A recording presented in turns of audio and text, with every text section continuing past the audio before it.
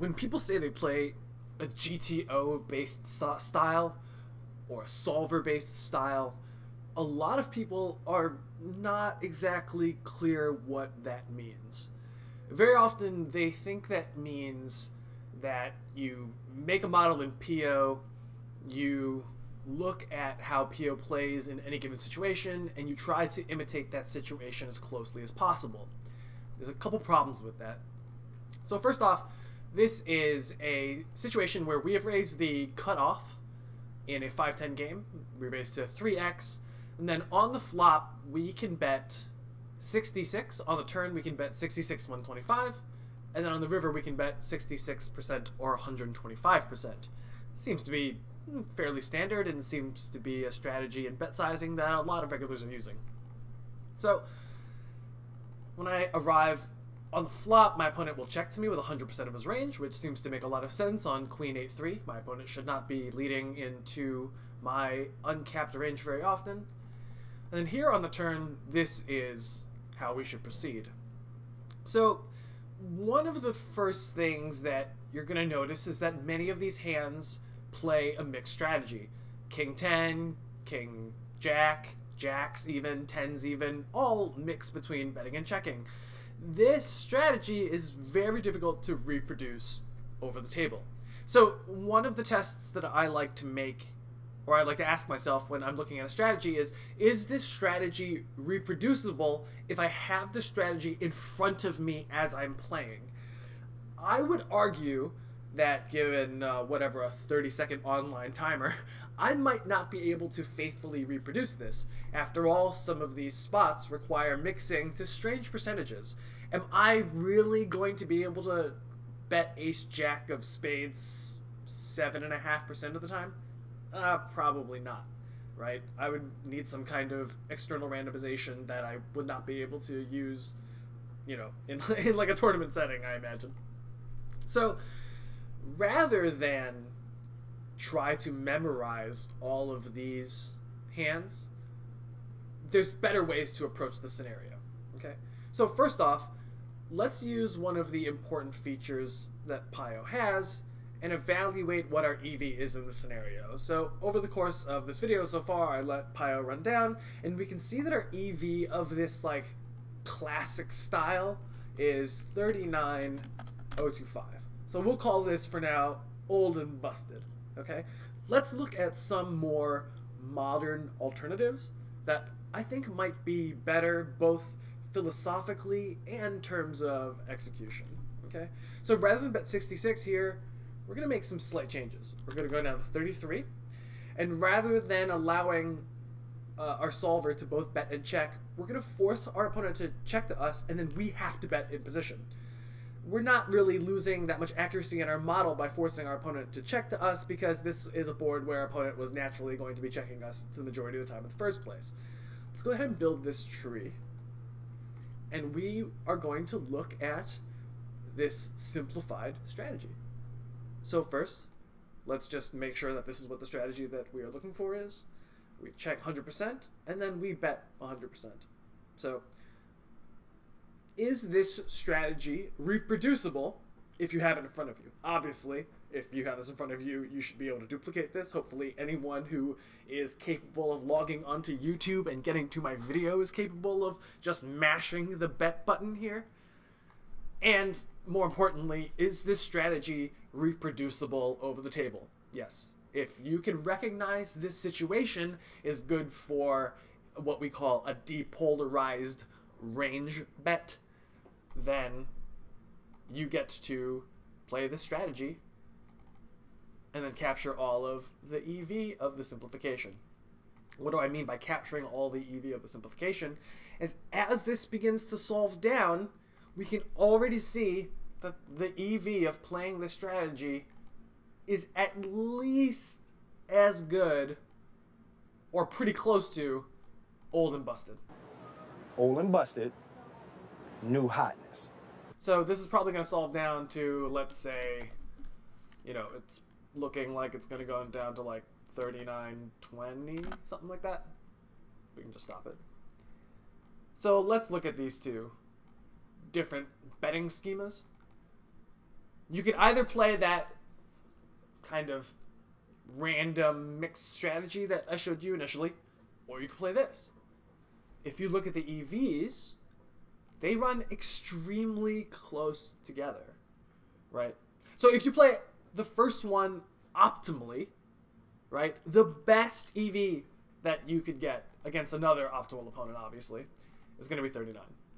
However, if I range bet 1/3 in this spot, this is the maximum or the minimum EV that I'm guaranteed against another optimal opponent, right? So in some spots, you just make more money by betting 1/3 rather than trying to use a more difficult polarizing strategy. So philosophically, you would want to play this because it's just way easier and you don't lose any money. And so very often, if you've been watching high stakes games and you see people making these 1/3 bets with seemingly all of their hands, it's because they have done this solver work and seen that the new hotness is just as good as old and busted in a lot of spots. Okay, so that's going to be really, really important, is recognizing when can you use this range bet, aka the new hotness. As you begin to study, you'll find that there are quite a few places where you can use multiple simplifications to get nearly as much EV as a more, I guess we'll say, classic strategy. So here, when we get to the turn, we'll see that again, Pio uses a somewhat complicated mixed strategy. There's going to be some spots where we want to overbet, some spots where we want to use a normal bet size, and there's going to be plenty of checks. This can also be simplified. You can't use it in one or two rules the way that you can simplify the flop, but there are probably a handful of heuristics that you can apply. I would say under 10 total, maybe under 6, that you can just instantly apply to this board and get you towards 98.5% of the EV.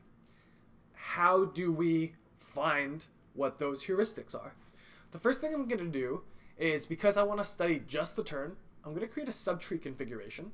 And what that does is it isolates all of my opponent's hands that would have continued to the turn. It isolates all my hands that would have continued to the turn, which in this case is my entire range because I just bet range on the flop. And now it has added a 4th card to the board. So basically it is running a sim assuming that the flop is not a variable that we can adjust and that we can only adjust variables from the turn and beyond. From here, I'm not going to force my opponent to check, even though my opponent will be checking the majority of boards. And now I can look at the EV of specifically this run out, right? So this first EV looks at the entire game tree, starting with Queen 8-3. This EV now looks at the game tree after the turn is a 2. So the turn 2 seem to be a good card for us, as 2s are usually more in the raiser's range than they are in the defender's range, especially when we get to the turn, because your opponent will have folded most of his 2x's on the flop, right? There's probably no 2x's that call the flop except exactly 3-2 suited, which might fold pre-flop. So we get to the turn, check, and we can see this turn strategy. So let's say we wanted to see what the EV of our version of this strategy is. So let's say we never overbet. So what we're going to do is we're going to go into the node lock. We're going to say we never overbet here. Okay, so we're going to apply that. And then let's say that rather than betting whatever this optimal range is, we bet aces, kings, queens, ace, king, queens, 8s, 3s, 2s, 8, 3, and this. So this is like only value hands. And let's just throw in Jack 10 and 9 10. So this is obviously wildly under bluffing, wildly under value betting, and so it's just very suboptimal, right? We're going to save this, lock all hands, set strategy, and now we look, and this is about what we node locked. Now, I can run this again, and we will see that our EV fell from about 55 to 46. So we lost a substantial amount of EV by playing our extremely, extremely nitty range as opposed to optimal. Again, versus a quote-unquote optimal opponent, right? We're always assuming that we're playing against an optimal opponent.